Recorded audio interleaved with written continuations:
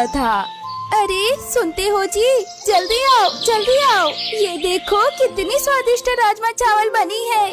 Tuna और बच्चे जल्दी से रसोई घर में आते हैं और ये चमत्कार देखकर टूना कहता है, इसका मतलब ये सच में जादुई कुकर है। इसके बाद टूना अपने परिवार के साथ भरपेट स्वादिष्ट खाना खाते हैं। इसके बाद उनके अच्छे दिन आ गए। उन्हें जब भी खाना खाने का मन करता, टूनी कुकर को धोकर चूल्हे पर चढ़ाती और अपने मनपसंद खाने का नाम लेकर उसे खूब मजे से खाते। उनके घर से तरह तरह के पकवान की खुशबू आने से उनके पड़ोस में रहने वाला कालू कौवा अपनी पत्नी गोरी से कहता है, इस टूना के घर से हर रोज तरह तरह के खाने की खुशबू आती रहती है। इसके पास इतने पैसे कहाँ से आ गए जो हर रोज तरह तरह के पकवान खाने लगे हैं। हाँ, खुशबू तो बहुत अच्छी आती है। पता तो लगाना ही पड़ेगा आखिर माजरा क्या है। फिर वो दोनों चुपके से उनके घर पर नजर रखने लगे और उनको इस राज का पता चल जाता है। अच्छा, ये माजरा है। हमें तो ये कुकर किसी भी हाल में अपने पास लाना है। कालू और गोरी मिलकर उस कुकर को चुराने का विचार करते हैं और एक रोज जब सब सो रहे होते हैं, तभी कालू और गोरी टूना के घर से कुकर चुरा कर ले जाते हैं। कालू जी, अब तो मुझसे रहा ही नहीं जा रहा, जल्दी से हमें इसका इस्तेमाल करना चाहिए। हाँ गोरी, जल्दी करो, मुझसे भी अब रह नहीं जा रहा।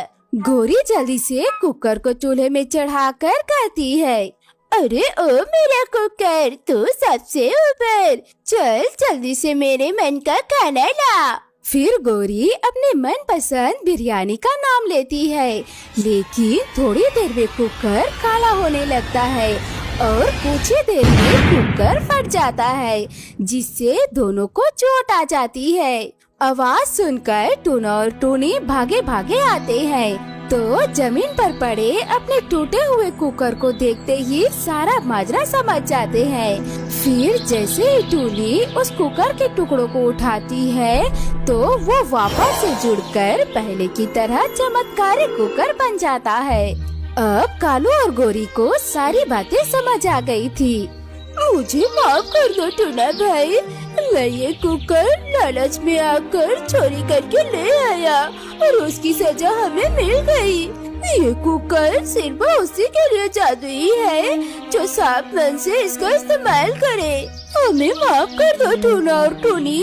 फिर टूना और टूनी अपने कुकर को अपने साथ लेकर आ जाते हैं और हर रोज उससे तरह तरह के पकवान बनाकर खाते हैं। अजी, मैं अब और नहीं उड़ पाऊंगी, मेरे पेट में बहुत दर्द हो रहा है। बस थोड़ी देर और टूनी, मुझे एक जंगल दिख रहा है और वहाँ पर पक्षियों के कुछ घोंसले भी दिख रहे हैं। हम आज रात के लिए वहाँ पर रुकते हैं। थोड़ी देर और उड़ने के बाद टूना और टूनी उस जंगल में आकर एक पेड़ के डाली में बैठ जाते हैं। अजी, अब क्या करें? क्या हम ऐसे ही रात भर पेड़ के डाली में बैठे रहेंगे? मैं बहुत थक गई हूँ, मेरे पेट में बहुत दर्द हो रहा है। लगता है जल्द ही मेरे अंडे बाहर आने वाले हैं। ये जंगल तो हमारे लिए नया है, लेकिन यहाँ पर बहुत सारे चिड़ियों के घर दिख रहे हैं। हमें किसी से मदद मांगनी होगी। रात की रात जैसे तैसे गुजर जाए, कल मैं इसी जंगल में हमारे लिए घोंसला बना लूँगा। टूनी और टूना निकल पड़ते हैं। थोड़ी देर खोज करने के बाद एक पेड़ पर उन्हें घोंसला दिख जाता है। दोनों उस घोंसले के पास आ जाते हैं। टूना घोंसले का दरवाजा खटखटाता है। अरे तुम दोनों कौन हो? क्या मैं तुमको जानता हूँ? कबूतर भाई, मैं टूना हूँ और ये मेरी पत्नी टूनी। हम बहुत दूर से उड़ के आए हैं। हमारे जंगल में बहुत बड़ा तूफान आया था और हमारा घोंसला टूट गया। हम जैसे तैसे करके जान बचाकर यहाँ पहुँचे हैं। मेरी पत्नी पेट से है और जल्द ही माँ बनने वाली है। क्या आज रात के लिए हम आपके घोंसले में रुक सकते हैं? हाँ हाँ, क्यों नहीं, तुम दोनों अंदर आ जाओ। वो दोनों अंदर जाने ही वाले होते हैं, तभी उन्हें एक कबूतरी रोक लेती है। अरे अरे रुको, तुम दोनों अंदर नहीं आ सकते। क्या जी, आप ऐसे ही किसी भी ऐरे गहरे को अंदर आने देंगे? ये तुम क्या बोल रही हो कबूतरी? ये दोनों मुसीबत में है, हमें इनकी मदद करनी चाहिए। अगर ये दोनों मुसीबत में हैं, तो ये इनकी परेशानी है, न कि हमारी। एक तो घर पे रहने के लिए जगह नहीं है और न ही खाने का अनाज। अगर इन्हें घर में जगह देंगे तो हम मुसीबत में आ जाएंगे। इतना बोलकर कबूतरी घर का दरवाजा लगा देती है। टूना जी, अब हम क्या करें? चलिए हम किसी और से मदद मांगते हैं। दोनों वहाँ से निकल पड़ते हैं। थोड़ी देर खोज करने के बाद पास के एक चिड़िया का होटल के पास रुक जाते हैं। अरे टोनी, ये देखो, यहाँ पर एक होटल है। चलो हम इसी होटल के मालिक से मदद मांगते हैं। टूना दरवाजा खटखटाता है।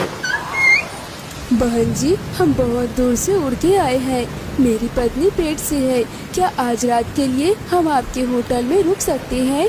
सुबह होते ही हम यहाँ से चले जाएंगे।